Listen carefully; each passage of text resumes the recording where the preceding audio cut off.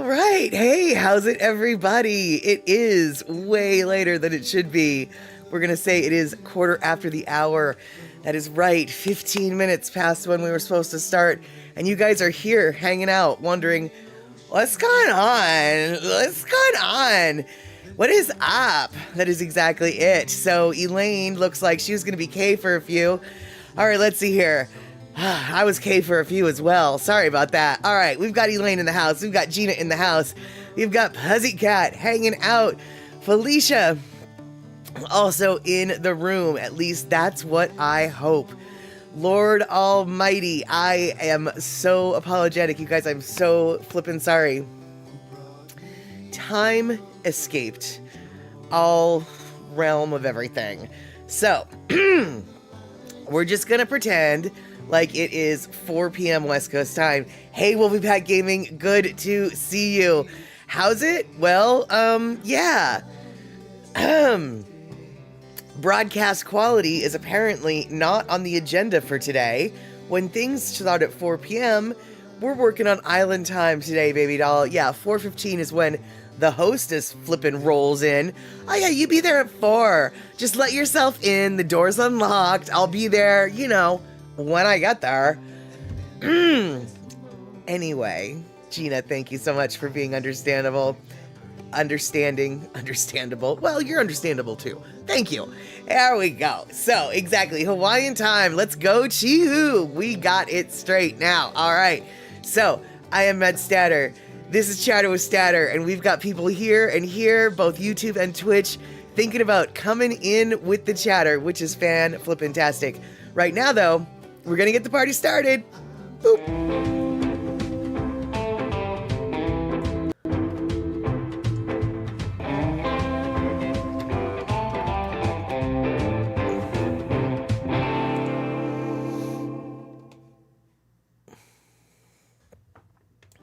Alrighty, there we have it, Rabbit.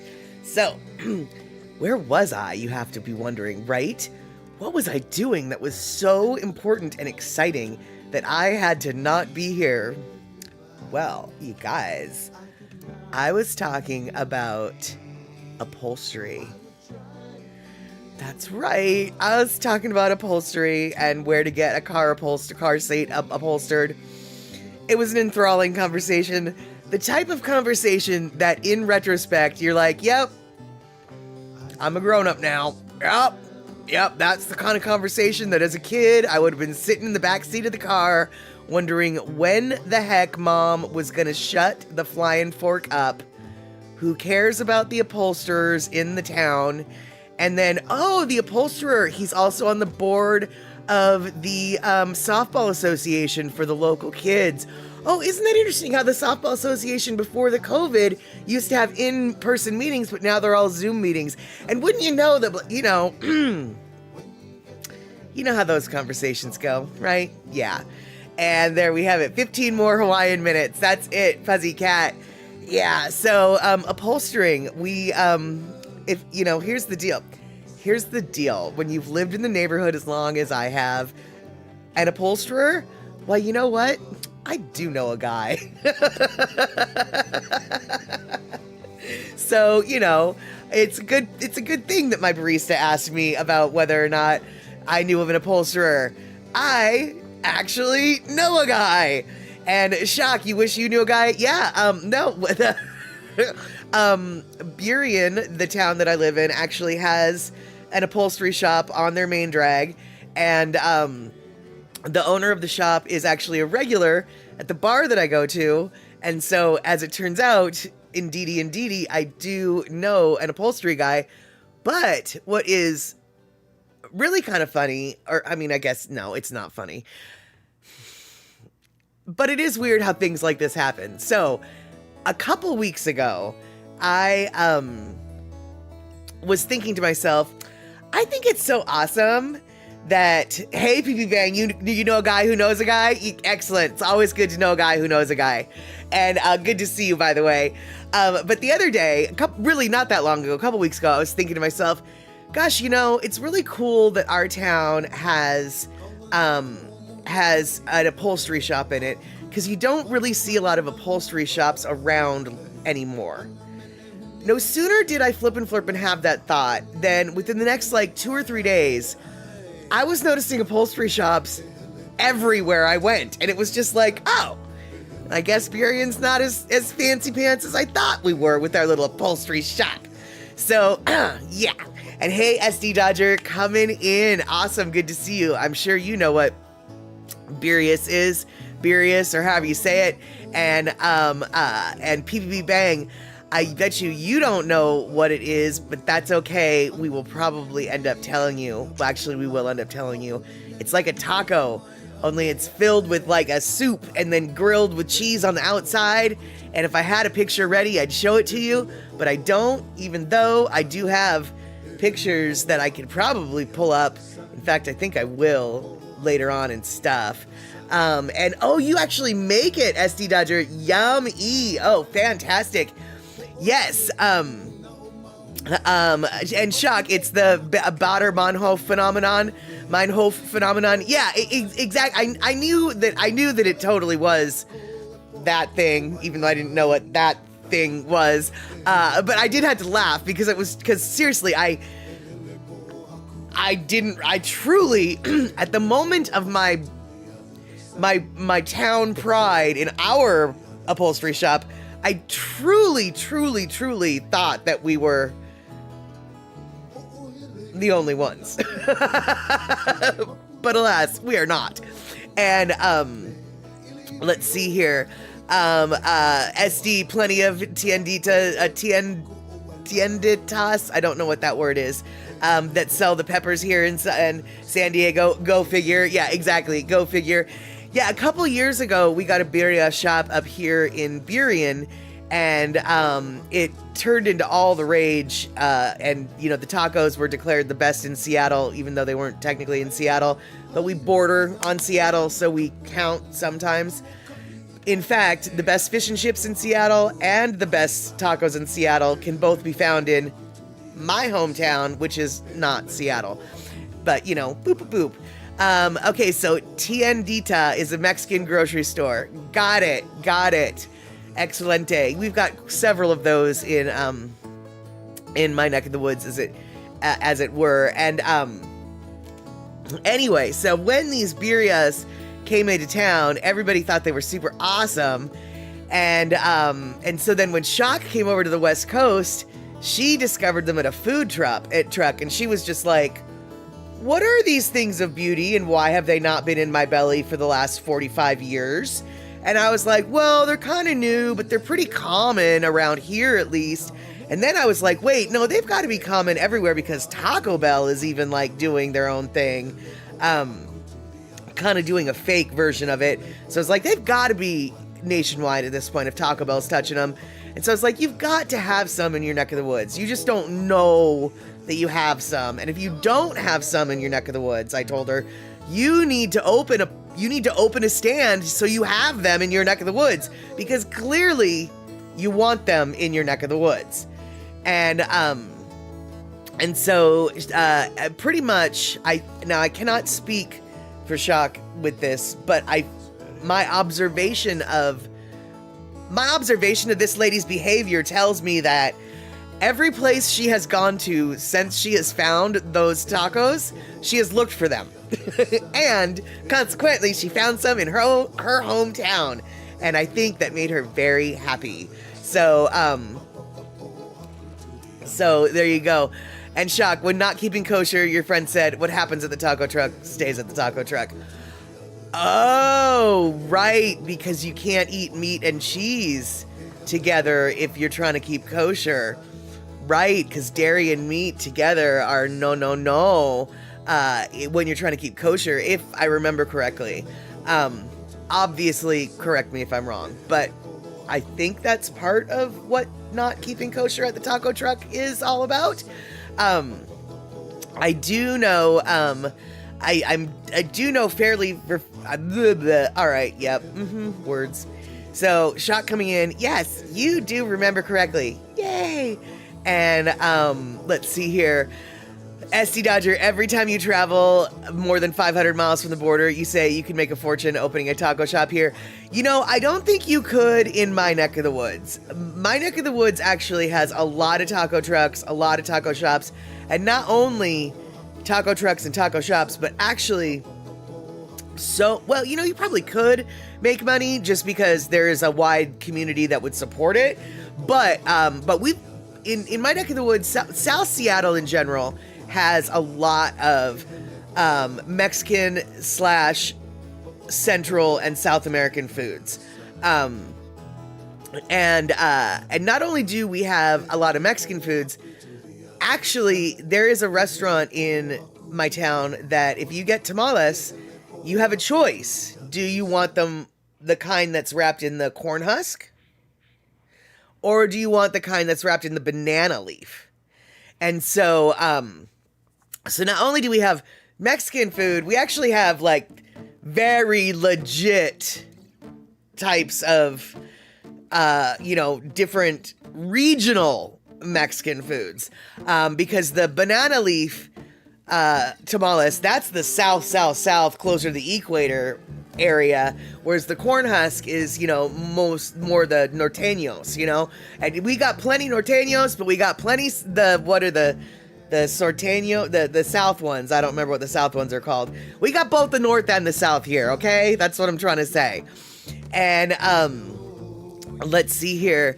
Puzzy Cat, yeah, but what kind of sauce do I like on my tacos? I like a green sauce, actually. I'm a green sauce. And I like a medium, not medium hot. Medium hot is probably too hot for me. To put this in the most Americanized terms. Americanized terms. I cannot emphasize Americanized terms. To put that on a scale of Americanizedness, Pace Picante medium is about as hot as I can handle. So I will admit, this is a sensitive, I'm not a spicy spice girl. The medium is about as hot as I can handle, but I prefer green over red, although I obviously will take the red. And then when it comes to the birria tacos, those don't really need sauce as much as they need the, you know, the consomme to dip it in. But yeah, I like the green sauce myself. And SD Dodger, you're just like, Now, I threw a lot of words at you to make you potentially say, What are you ing about? My green sauce? The North and South Mexicans that we've got here? My need to use Pace Picante sauce as the metric of spiciness? The fact that I can only handle the medium sauce? There's a lot of things that I threw out there that I expect SD Dodger just be like, I don't know about that. And Puzzy Cat, I knew that you liked the red hot sauce. I don't know how I knew, but I know. I knew.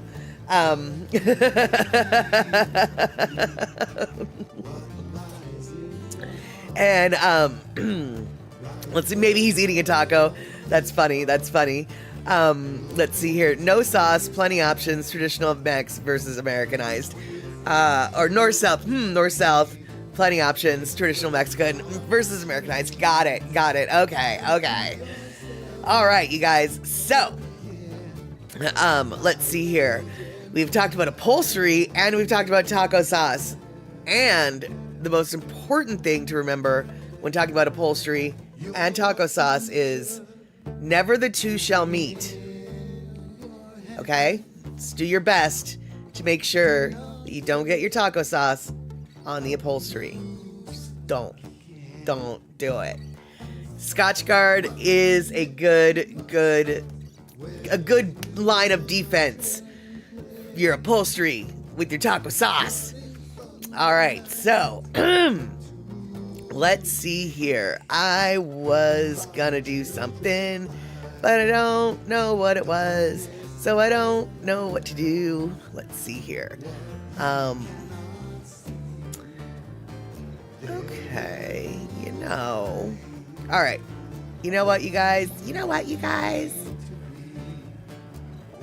Onto the Barretos. I don't know what that means, but what I am gonna do is I'm gonna show you guys a little brain teaser, and I'm gonna do a little brain teaser while I go search for the picture that I wanted to show you of the tacos that Shock has been talking about. But and and Shock, I was going to tell us about the geophysics on the volcano string and why one of them is offset westward.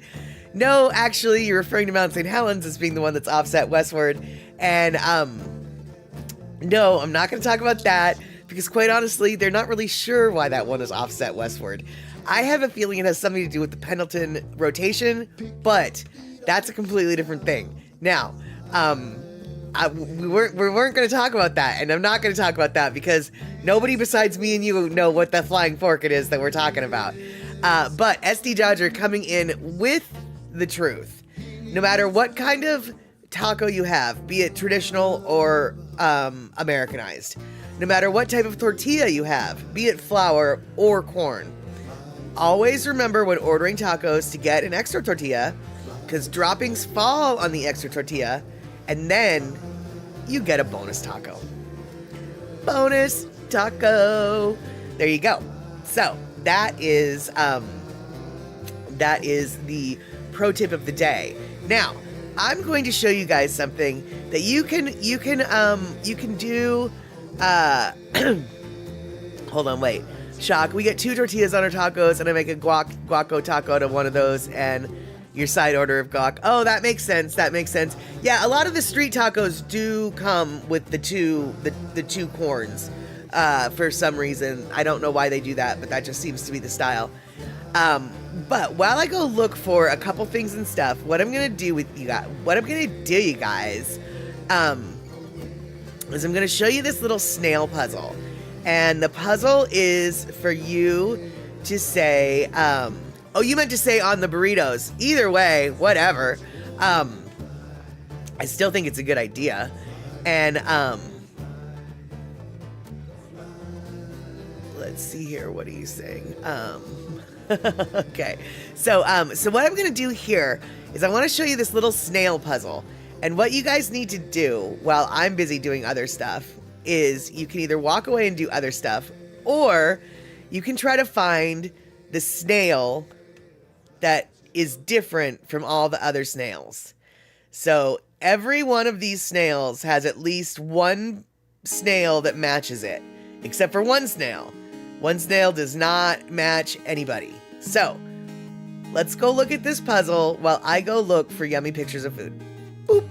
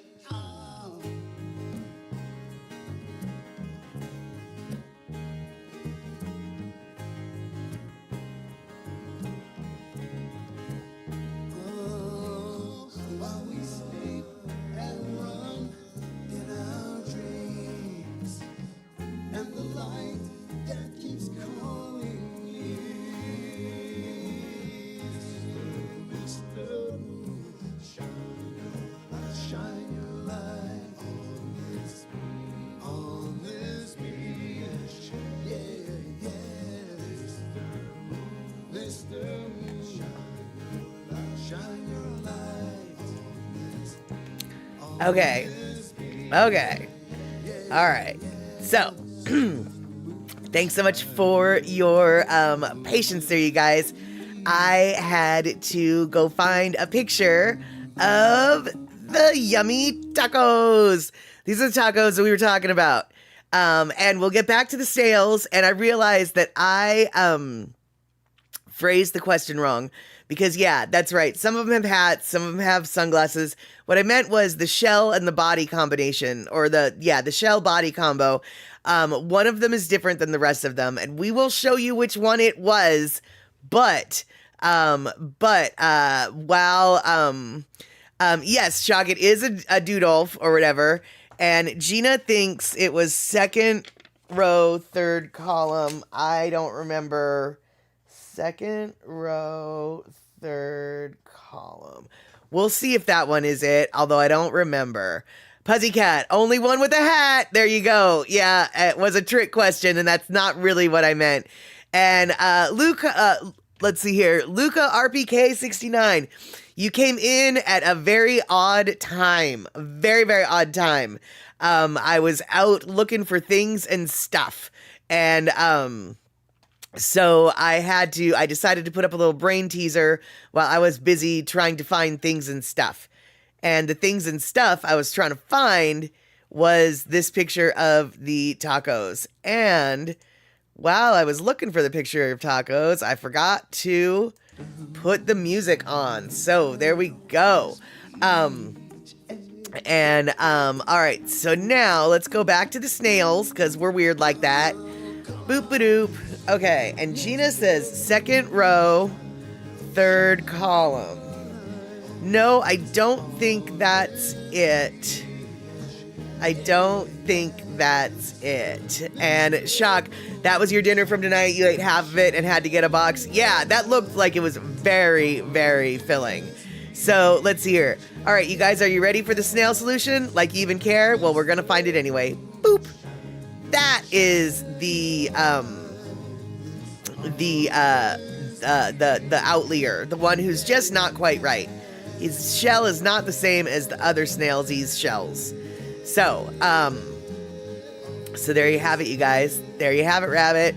That was the answer for that Dudolph. And I appreciate your patience. I appreciate your patience when I was running around looking for some Yakos. And that's right, that's what I have them listed on in my list. They're Yakos instead of tacos. Speaking of tacos, sort of, have you guys heard of French tacos? They're this thing in France, and they're not tacos. I mean, they're kind of like burritos-ish, but they're called French tacos. And basically, it's French fries, ground hamburger meat, melted cheese, and it's all sort of, and it's got a certain kind, it's like a shawarma sauce, I guess. It's sort of like a combination between a shawarma and a taco. And then it's rolled up and it's cooked in a panini press. And first off, the French tacos people in France who call it French tacos fully admit, no. This is not a taco like you get from Mexican food. In fact, this really has nothing to do with Mexican food. This particular after bar treat was created in the North African communities of France. So virtually no connection to Mexico or the Americas at all. How or why they decided to call them tacos, I cannot answer that question. But it's a grilled sandwich, and it's a combination, it's like a shawarma hamburger burrito. It's got French fries in it. It's made in the panini press. It's not rolled like a burrito. It's more like folded over in thirds, you know? So you carry it in one hand. Anyway, my point is, French tacos are taking France by storm. They're like the newest food trend. They're the newest post-bar whatever-ness. So it's like a North African Cuban sandwich, sort of, only there's no pork in it. It's beef. But yeah, kinda. I mean, I guess the Cubans don't have the French fries in it, but yeah, you know, kinda. Anyway, they're super popular in France, and they're starting to now trickle out of the country, and lo and behold, in Canada, they're starting to get a foothold, especially in the French-speaking part of Canada, and a couple of Quebecois chefs have come down to Seattle, and they are opening a French taco shop. And so I haven't had one yet because I haven't gone to Capitol Hill, but apparently they're fairly tasty. And if I had known we were going to talk about this, I would have, you know, had some content set up for it. But alas, we're just flying by the seat of our pants these days, you guys, because let me remind you, I manage a tax office, and October 15th is the final tax deadline of the year. It's a very important tax deadline, more important than April 15th. And so I've been kind of busy and running a little bit ragged. And yeah, I kind of last night meant to put the show together, but instead I was busy reconciling bank reports. There you go. That's what I was doing. So yeah, the French taco. Yes, it is the Hamajang Chatterbox today. Abso-flippin'-flirpin'-lutely. And so, so much so, you guys, that I don't even have my Lono listening break set up yet, which is really too bad because, it's something that I depend upon to maybe, you know, kill time. But alas, I actually just did. Hold on. What did I do? There we go. I just did update my little Lono listening break, and it is around about the time that we take a Lono listening break. So, what I'm going to do is I'm going to show you, well, I'm not going to show you anything that you haven't seen before. Obviously, this is a scene that you're familiar with, thanks to Rick. Wonderful scene off the North Shore. We'll be watching the palm tree swaying, only this time I will be turning the sound and the audio off of it. Thank you so much, Puzzycat, by the way, for putting that out last stream. I didn't realize I still had that audio going, so it was all breezy, click, breezy, click. Yeah, how annoying was that? Sorry, you guys. Well, I'll turn that part off so you can hear the music. This is a song that we are all familiar with, and Puzzycat, you better be ready. Either get the dog out the room or get ready, because this is a song off of Life is Pretty Good by Lono Evie Molokai Band, Molokai Evie Band, whatever you want to call it. It is a song that Puzzycat's dog knows by heart. That's right. Helepuhaku. Let's listen. Boop.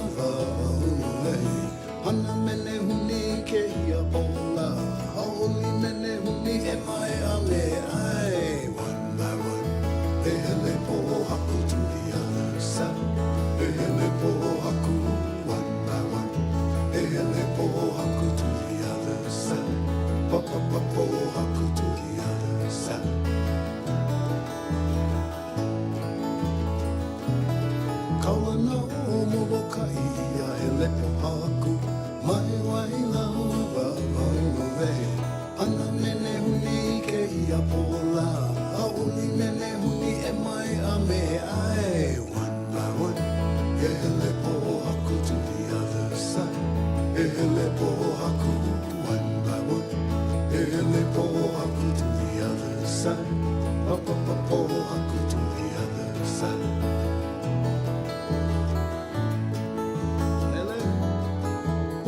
Hele ilu na o mauna I ke mapule umake kai ku uhome Ilili o pai ka hale ko inoa Hele aku kako e po haku o wailau One by one E hele po haku to the other side E hele po haku one by one E hele po haku to the other side Pa pa pa po haku to the other side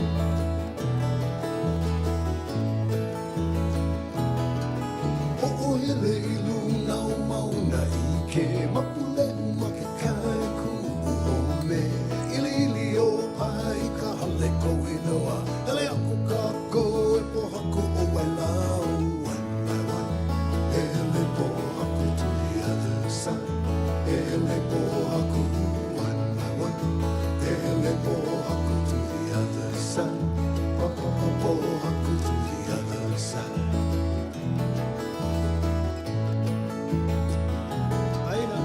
Haina ia mai ana kapuana Moloka I ka homea Hele po haku one by one Hele po haku to the other side Hele po haku one by one Hele po haku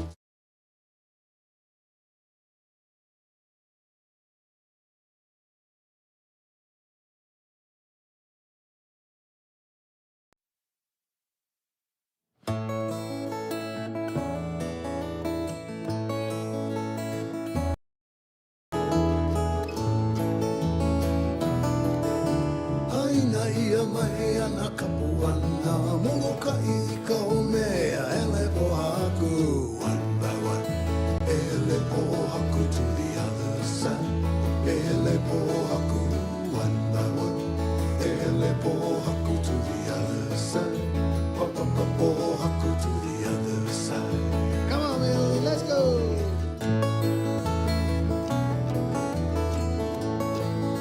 Hele haku!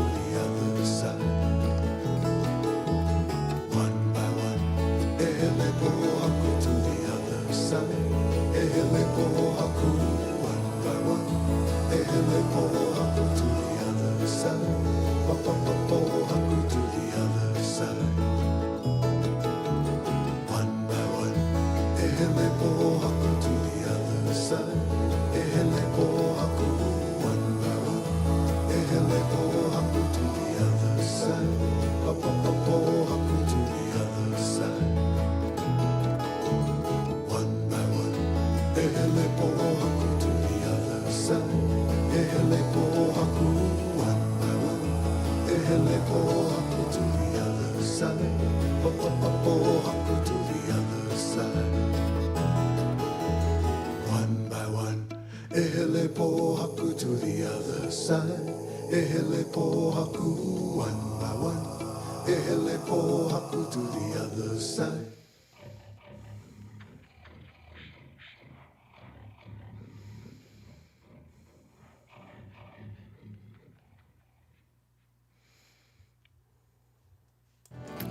All right, there we go. Hello, Oahu. One of the funner Lono tunes there about the happy banana eating menahunis. That is right. So, that is a familiar song, I'm sure, to most of us. One of the songs off of the latest release for Molokai Eevee Band. It is a reworking of that tune, and it's always a pleasure to hear that tune, to sing along with it, imagining the rocks one by one traveling over from one side of the island to the other, and that's what the Menahunes did. That is right. So, shock. Your new machine's browser has some keystroke combos built in that either mute your window or banish to the darkest pits of Hades right when you try to type something in the chat. You know, I understand the importance of keystrokes, the shortcuts. It's a lot easier than working the mouse, etc., but oh my gosh. Those random keystroke combos that you don't know that you did, and then you don't know how to undo what it is you did because you don't really know what you did or where you ended up, and let alone how you got there. I hate that. It happens to me at least once a day. And on some people's computers, it happens like way more often, especially like laptops and stuff, because I'm used to using a full-size, desktop keyboard. And so the laptop ones are just a little tighter. And my fingers end up slapping keys that shouldn't have been slapped. I can't tell you how many times I have been in the middle of a roller derby tournament, event, whatever, and suddenly I'm like, oh no, what did I do, to my laptop? And one time this tech guy came up and he's just like, oh, how'd you do that? I've been wanting to know how to do that. I've been wanting to know how to pull that screen up. And it was just like, I wish I could help.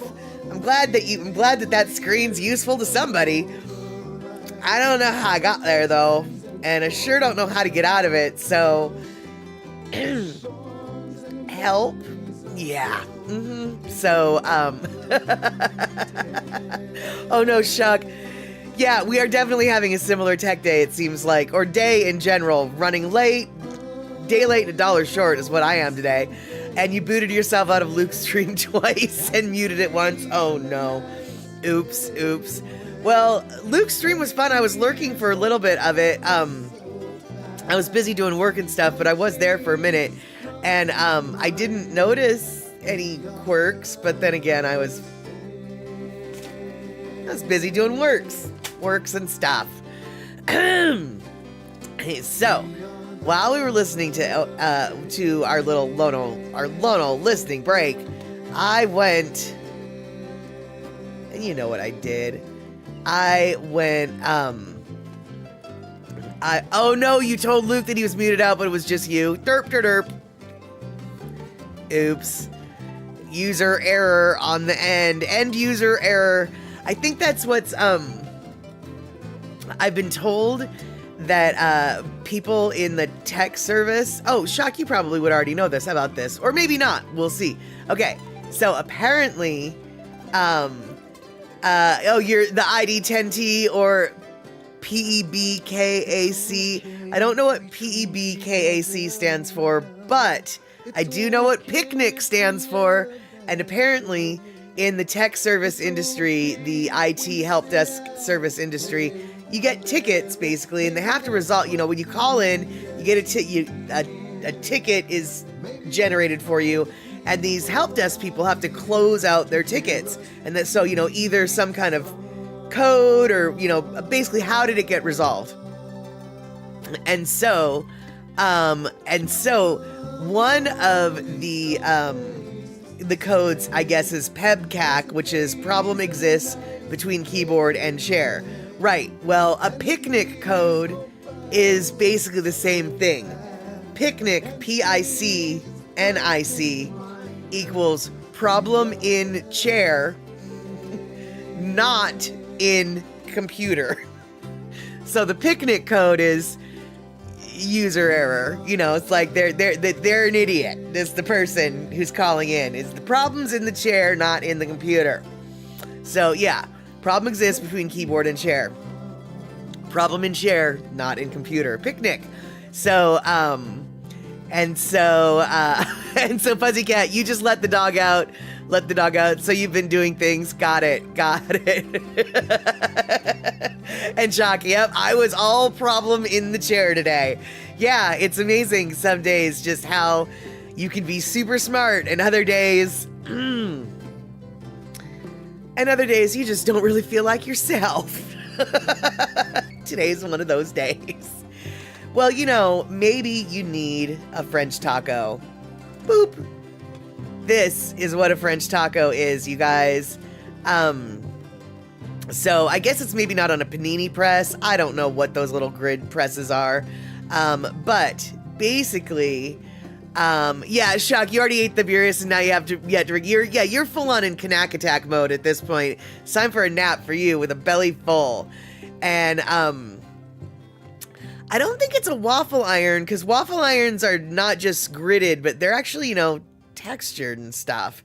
But what I can say is, it's not a California burrito, it's a French taco. And so what the French taco is, and remember, it's not a taco the way you think of taco. The spices, the seasoning is not Mexican. It's North African is what it is. So it's they've got, if you look closely, you can see it's got French fries in there, and it's got a little bit of meat. It's got some shawarma sauce. It's got some cheese. It looks like there might be some lettuce in there. And Gina, yeah, it's some kind of griddle or press mark, without a doubt. What type of griddle or press mark, I cannot say. Something French, I'm sure. And if you want, no, it's not a California gyro, it's a French taco. And French tacos, here, let's see here. French tacos are, we're gonna go do some research here.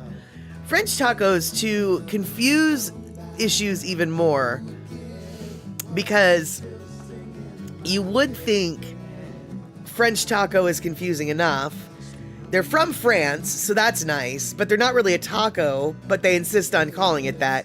The other name for a French taco is an O-taco. Like, an Irishman would be like, you know, O'Grady, O'Sullivan. Well, this is an O-taco. Like O''T-A-C-O, O-taco. Nothing to do with Ireland. No idea how the O-taco got into it, but apparently it's either known as a French taco or an O-taco. And they consist of flour tortilla, grilled and folded around a filling of French fries, cheese, and meat, and then other deli ingredients along with a sauce. And so,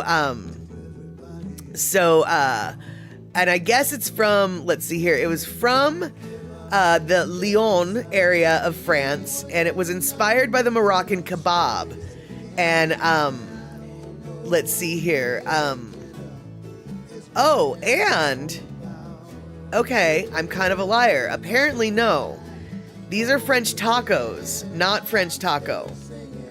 So even singularly, it's a French tacos.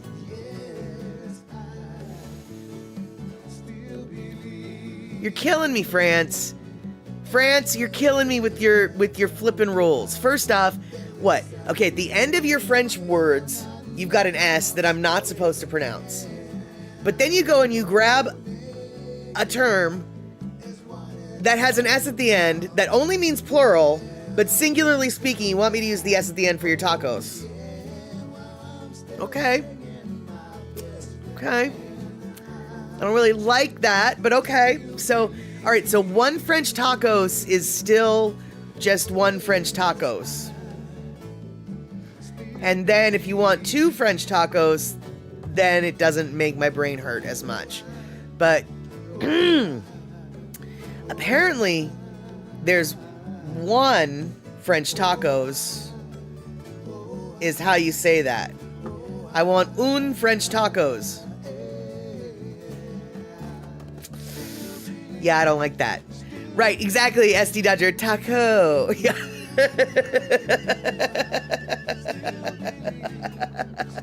I'm a fancy wino who needs a taco with my Bordeaux. Yes, there you go. But no, apparently tacos, French tacos is actually what you say for even just one of them. To which I respond, and I think everybody knows what I'm about to do. France, pamplemousse to you, France. Pamplemousse. And for those of you who don't understand what that was all about, LaCroix has a flavor. It's grapefruit flavor. And if you say the grapefruit flavor in French properly, it's something like pamplemousse. But because I don't like to say pamplemousse, I say pamplemousse. Just because I like to make French people cringe. So, yes, this is a bit of linguistic butchery brought to you by the letter S and the number 7. And SD Dodger, food talk is never supposed to be frustrating. Those dang French. Exactly. But, you know, whatever. One thing I will say, though, I mean, so name aside, okay? Because the name is not really, it's a bad name, right? But name aside, I would totally eat that. I mean, I probably wouldn't be able to eat all of it because the French fries in with it really would make it a bulky bulk, but I would totally eat that. I mean, tell me what, obviously, obviously, it being called a tacos is a problem on a lot of levels. Name aside, ingredients only. So flour tortilla, meat, cheese, sauce, French fries, and maybe some salad and, you know, shredded lettuce and salad and stuff. There's nothing about that says gross. Like, I would totally eat that. And yeah, exactly, SD Dodger. Pommes frites filler, some things never change. And yeah, it's the French fries that there's a lot of, I don't know. Oh, shock. You know, I think there's a lot of things that disqualify it from being a taco. But remember, it's not a taco. It's an O tacos. Or it's a French tacos. Even if there's just one of them. Yeah. And then, to make matters even more confusing, apparently the places that sell these French tacos in Canada, at least,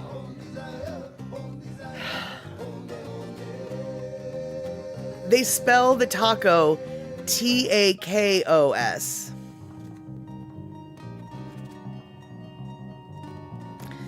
So, for me, because I am on the Pacific Coast, when I see the word Tako, I think octopus. And so, if I saw a taco stand, I would assume that they're selling octopus tacos. But they're not selling octopus tacos. There's no octopus anywhere in the Otaco's French tacos. It's no octo taco. Oh, God. Wow. Wait, is octo? No, that's almost a, what are those things? Parallelograms? It's not a parallelogram. Parallelograms are, shapes. Palindrome. It's a parallelogram! Mm-hmm. Yeah. It's a parallelogram for words. It's a palindrome. There we go.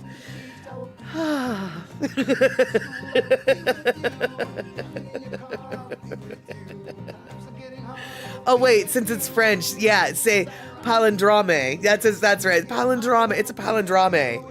That's exactly what it is. That is precisely what it is.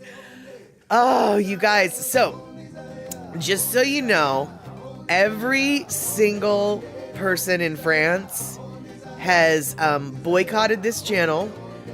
Fairly certain I'm gonna get canceled, at least in one part of the European Union. So yeah. It's a real palindrome, isn't it? Hey, Picola T, so good to see you. Why are you in Utah? Wow, you're everywhere, Picola T. I thought you were home in Hawaii, but now you're back on the continent. All right, there you go. There you have it. And yes, exactly. Let's hope that Vanilla Coke Pepsi doesn't drop in, or a Where. Those are the two. Those are the two Statterbox crew members that get the most highly offended by my pamplemousse. Wait, hold on. There we go. No, there we go. Pamplemousse.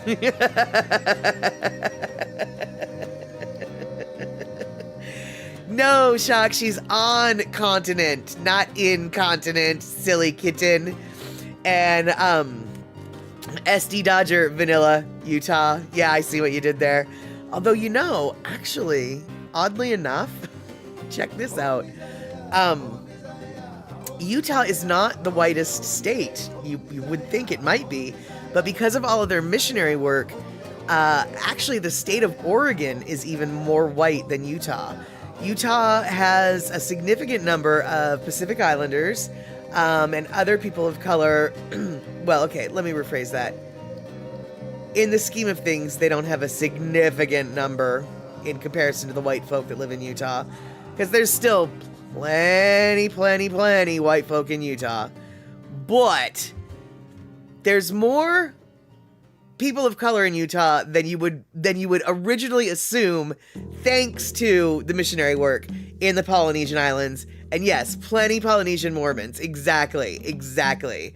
And so consequently, as it turns out, states that have a population of over 500,000, which frankly, I didn't realize that there were states in the United States that didn't have that many people in it, but whatever. There apparently are. I'm gonna go out on a limb and guess that Wyoming's one of them. But states that have more than 500,000 people, Oregon, I believe, is the whitest of them all, at like 70 some odd percent. Whereas I think Utah is only 62% white, oddly enough. And definitely you can check my my stats on this. I got these numbers that I might be misquoting. So first off, definitely double check my stats on this. But I did get these numbers from Andre, and Andre has been known to do deep dives in some random topics. I mean, he knows a lot about a lot. And he was pointing out just how white Oregon is. So whether or not I got the percentages exactly on point, that is up for debate. What I don't think is up for debate is Oregon plenty white. Oregon whiter than Utah. Oregon is really white. Whereas Utah, you'd think would be super white, not quite as white. There we go. Not quite as white. California, on the other hand, definitely not as white as Oregon, for certain. And so let's see here. Picola T flew back to continent last night. Hope to share a video of Zion and other desert areas. Oh, awesome, Picola T. So, okay, are you going to go to, like, Arches? Are you going to go... It sounds like you are going to Zion. I don't know. Are you going to go to Monument Valley? Let's see here. Mexican Hat, Utah is super cool. I love Mexican Hat. And then, what is that other one? It's not Zion. Is it Bryce Canyon? No. Is it Bryce Canyon? I don't remember. Oh, just Zion. Okay, that's cool. And Shock. Okay, so West Virginia is 97% white. Oh my God. And then Maine is 93% white. Okay, but Shock. Remember, I had the caveat of states that are larger than 500,000. So, does Maine have more than 500,000 people in it? I would think it might, but then again, I might not be surprised. And then West Virginia, does it have more than 500,000 people in it? I would think it would, but I don't really know. Okay, so Maine has 1.4 million. Okay, so then, oh, well then Andre, You're getting my, but I wanted Oregon to be white. I mean, let me rephrase that. Let me rephrase that. Yeah. I didn't really want Oregon to be white. That's not at all what I'm, yeah, exactly. 1000%. I mean, like, good God, don't clip that. Way to be taken way out of context. Good to see you, by the way, though, Option. I wanted Andre to be right about Oregon being so white. That's what I was trying to say. And also, I can only assume, oh God, dude, I'm gonna get so canceled. Between my hate on the French and then this is just... Yeah, today's going swimmingly. We can tell. Yes, we can tell.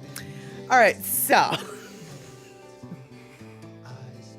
Completely lost my train of thought. Okay, no, okay, so I also have to wonder, so Shock, since you're out there doing the Googles, which is wonderful, this is why we have the chat, because I say random stuff, and then you guys are supposed to be like, oh, hell to the no, that's not right. We gotta fact check this in real time. We gotta fact check this and come in with, no, dude, Maine is huge and way white. So there you go. Maine is huge and way white. We've got that. But my next question actually is, how many people are in Vermont, roughly?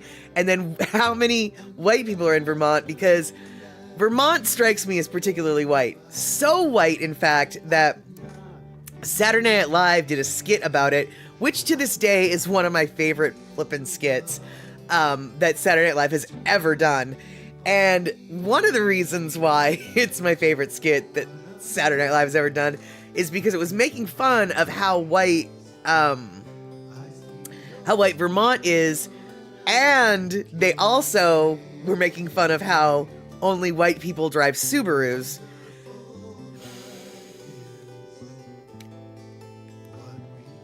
And even though I'm a Subaru driver, I should take offense to that, right? But I can't. No, there's no. Yeah, only white people drive Subarus for the most part. I'm not so sure I've ever seen anybody with any kind of flesh tone that drives a Subaru. It's only white people that drive Subarus for the most part. I'm not gonna. I can't lie. So okay. So Shock, you're saying it's over 500,000. Okay, but do you know how white is it? How white is Vermont? Did Saturday Night Live get it right? How white is Vermont? Because Vermont strikes me as a place that might be really white. And if you guys don't know the skit that I'm talking about, okay, 93.8% white. Yeah, that's pretty flippin' white. Andre, where were you getting your statistics? I feel as though Andre's statistics are very questionable now. And Shock, it depends on which source you look at. Clearly. But yours was census.gov. That seems like a pretty solid...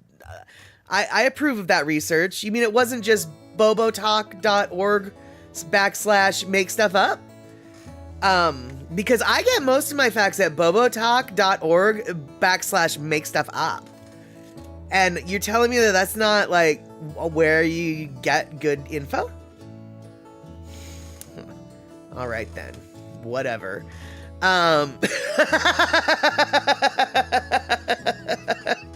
Oh, okay. It was wheretocrackas.com. See, I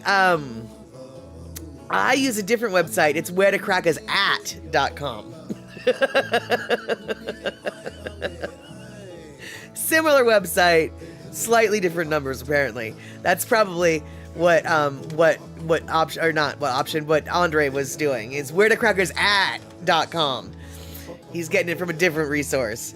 So speaking of Andre, he is regular here, not here at the moment because he is a teacher. It is a school day.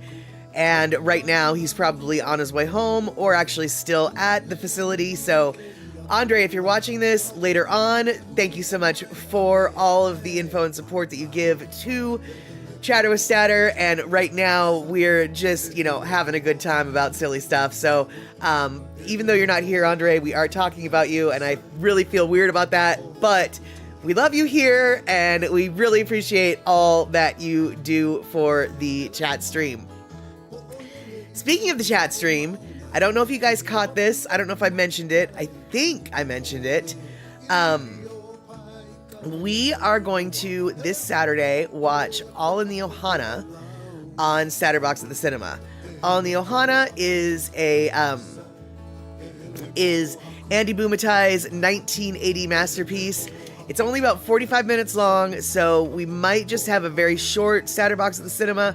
We might have a double feature. I haven't figured out what I'm going to do yet. If we do a double feature, it'll be another short clip of something. Or not short clip, but it'll be it won't be a full-length feature film, is what I'm trying to say. So I do look forward to seeing everybody this Saturday, 6 p.m. West Coast time, for the Statterbox at the Cinema debut of All in the Ohana. And I'll tell you what, I honestly had forgotten just how amazing an actor Andy Bumatai really is, and how amazing the makeup jobs are in that movie, because quite honestly, if you didn't really know,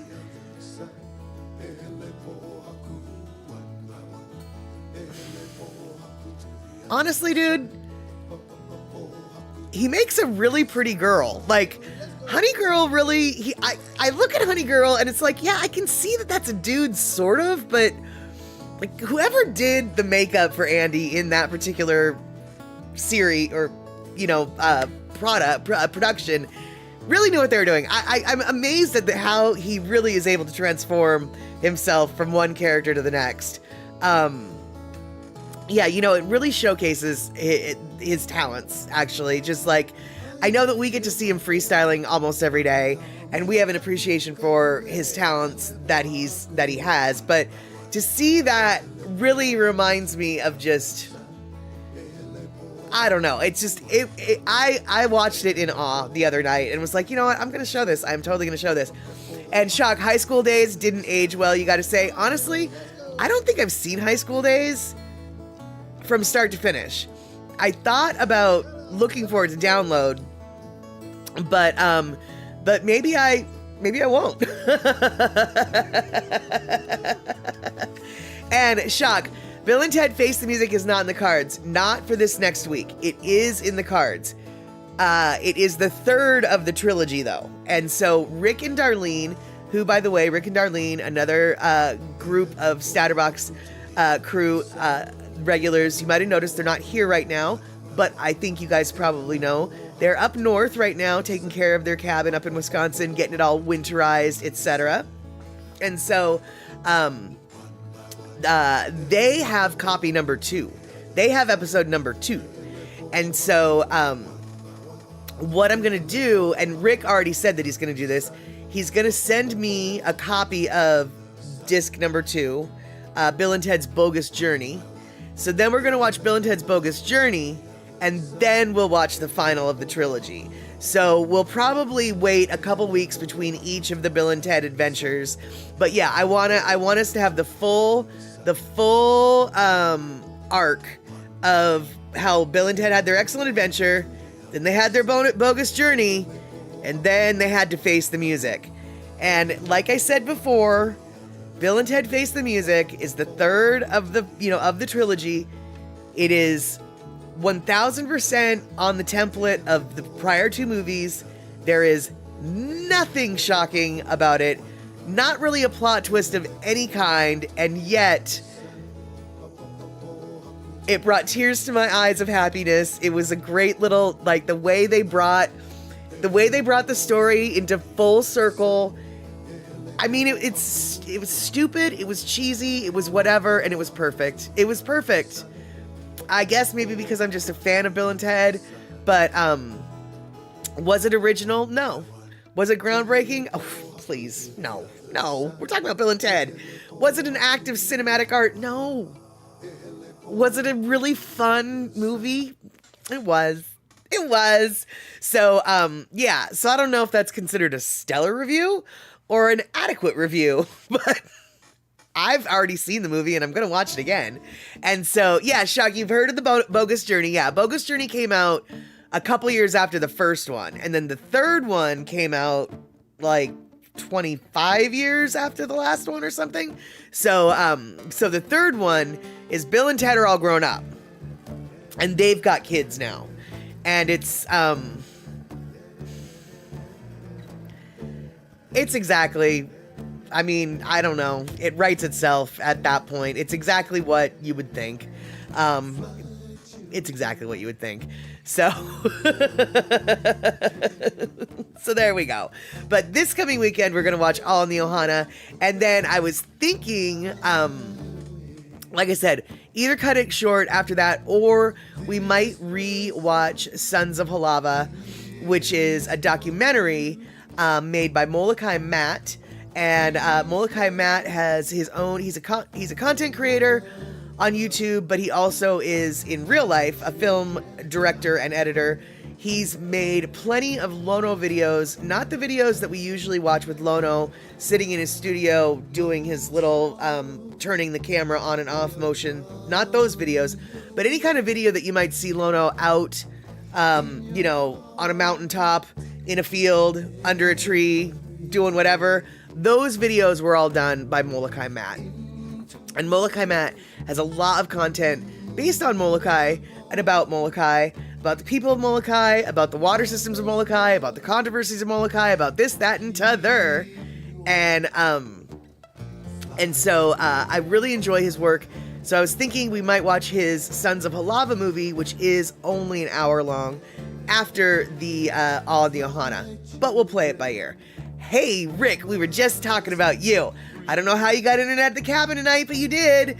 Yes, sunspots. It's the, what did you call it? The solar laser blast of disproportionateness or something? Your solar blast?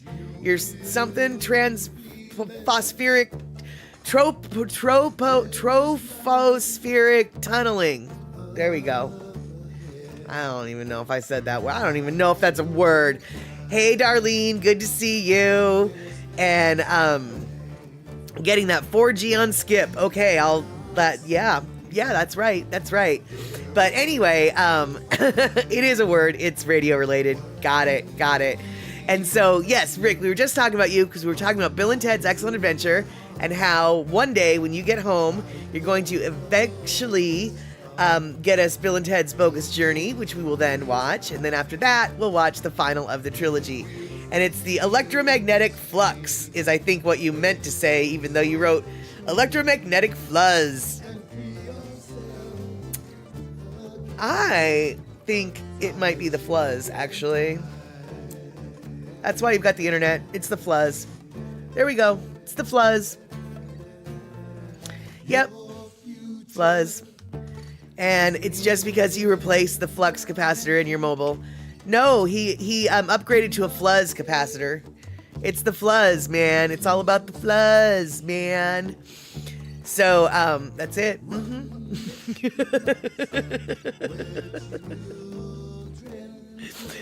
And, hey, Rick, I just want you to know that today we did talk about some things. And one of the things we talked about was French tacos. And French tacos are tacos singular. They're not tacos at all. They're more like a gyro, but different with French fries. And so now you know about French tacos too. And yeah, exactly, Shock. They're exactly as French and taco as you perceive. Precisely.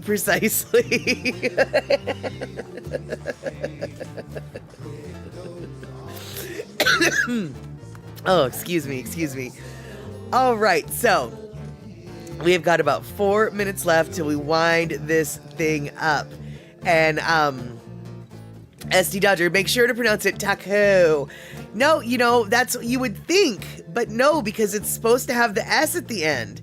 And so it's, even though the French rule of thumb is if there's an S at the end, you don't pronounce the S. Apparently, when it comes to French tacos, you always pronounce the S, even if you're only referring to one French tacos.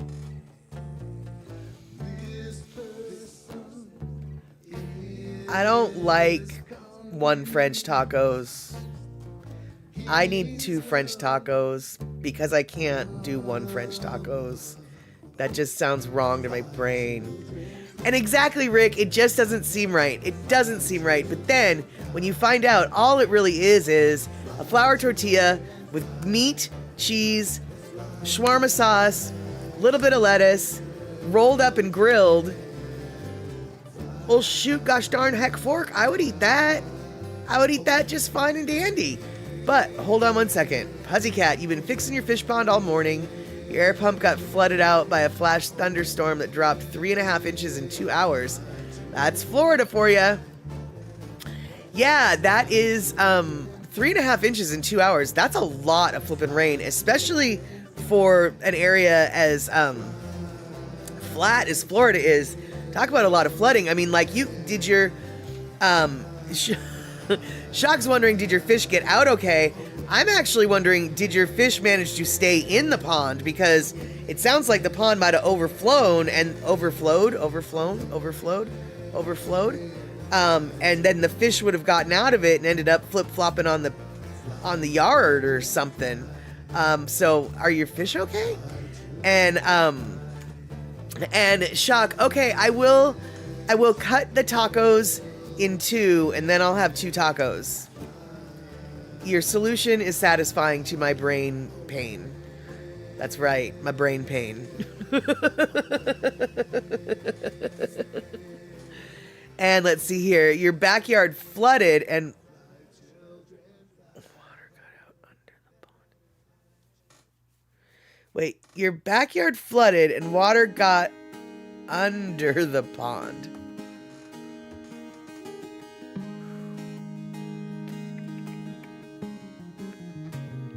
I'm going out on a limb here and assuming you have a plastic pond.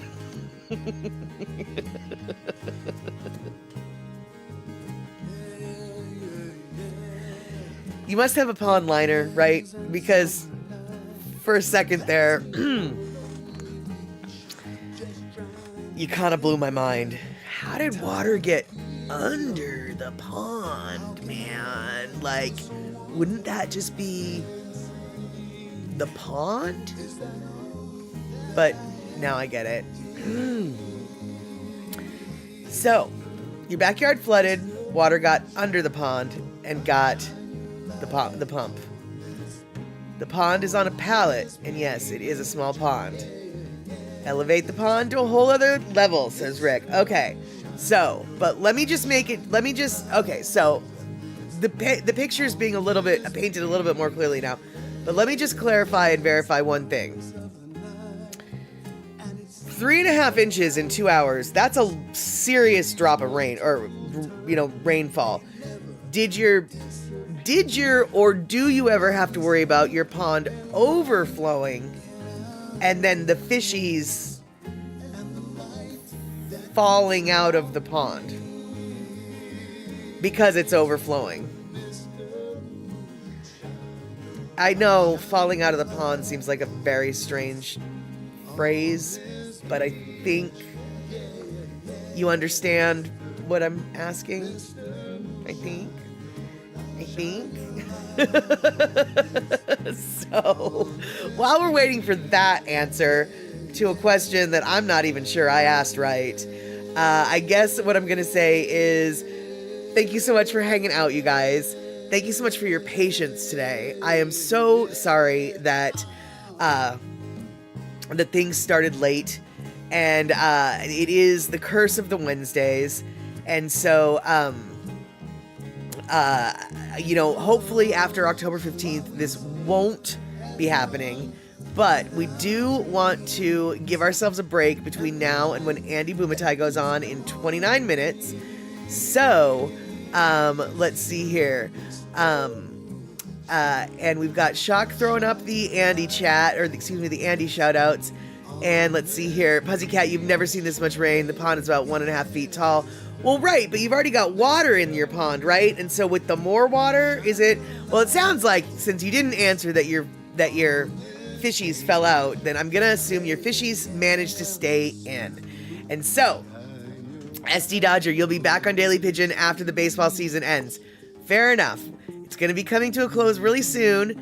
I don't know if your SDs, I think your SDs are still in it. I know that the Mariners think that they like to pretend they're still in it. So there you go. And okay, Pussycat, your fishies are good. Excelente. And let's see here. Anybody watch Thursday Night Live football on Twitch? No, I do not. But now that you mention it, I probably could do that because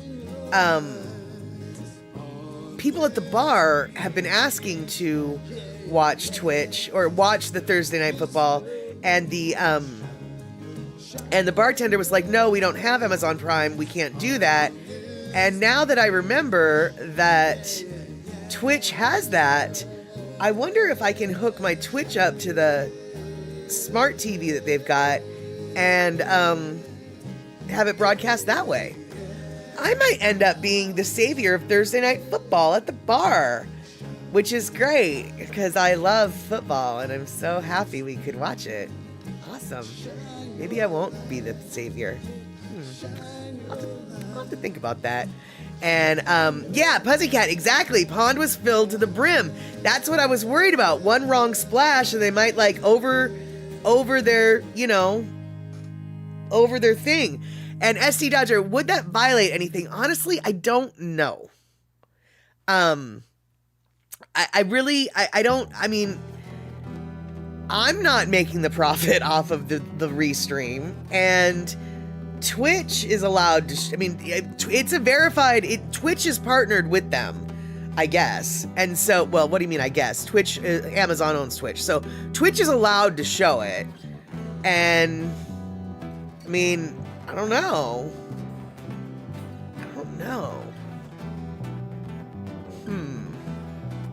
All right, I'll have to look into that. I'll have to think about that. Because I don't want to get banned from Twitch. I've already been banned from Twitch. And yeah, I know, exactly, SD Dodger, commercial establishment changes everything. Yeah, exactly. You bring up a very good point, my friend. Maybe I won't be the football savior of the day. Maybe I will not. So, all right. Oh, and Pussycat, you keep a border next to the edge so they don't jump out. Okay, good. All right, excellent. And exactly, Shock, arguably this stream is a commercial establishment because there is money involved, so we could debate this for a little while, but we're not going to because there's been a flag thrown on the field. We've reached overtime. Granted, this isn't what overtime means, but this is going to be, it means time's out, overtime, etc., etc. The referee is calling this a thing. So we're going to have to call this a thing.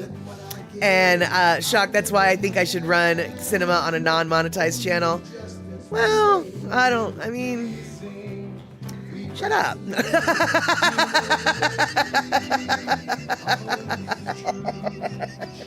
Shut up with your, good ideas and valid points and things.